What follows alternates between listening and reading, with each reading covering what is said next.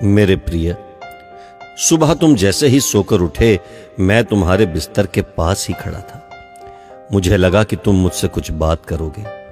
तुम कल या पिछले हफ्ते हुई किसी बात या घटना के लिए मुझे धन्यवाद कहोगे, लेकिन तुम फटाफट चाय पीकर तैयार होने चले गए और मेरी तरफ देखा भी नहीं।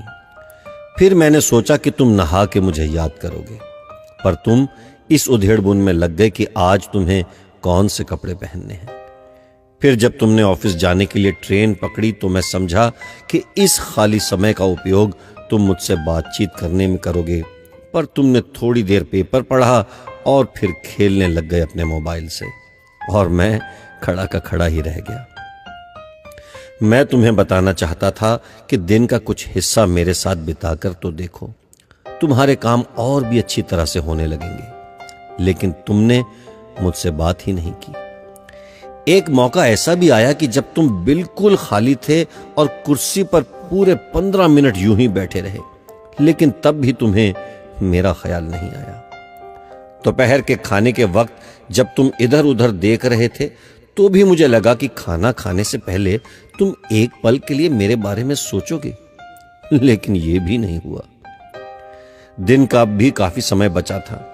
मुझे लगा कि शायद इस बचे समय में हमारी कुछ बातचीत हो जाएगी, लेकिन घर पहुंचने के बाद तुम रोजमर्रा के कामों में व्यस्त हो गए, और जब वो काम निबट गए तो तुमने टीवी खोल लिया और घंटों तक टीवी देखते रहे। देर रात थक कर तुम बिस्तर पर सो गए।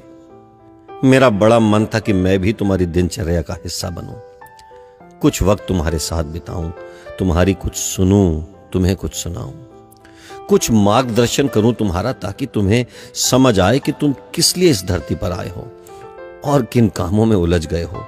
लेकिन तुम्हें समय ही नहीं मिला और मैं मन मार कर ही रह गया।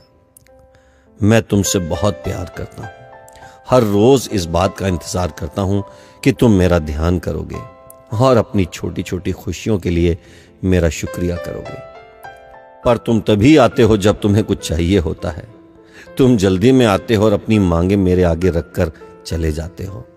और मजे की बात तो यह है कि इस प्रक्रिया में तुम मेरी तरफ देखते भी नहीं। खैर, कोई बात नहीं, हो सकता है कल तुम्हें मेरी याद आ जाए। ऐसा मुझे विश्वास है और मुझे तुमसे प्यार है। आखिरकार मेरा दूसरा नाम प्यार ही तो है। तुम्हारा यीशु मसीह।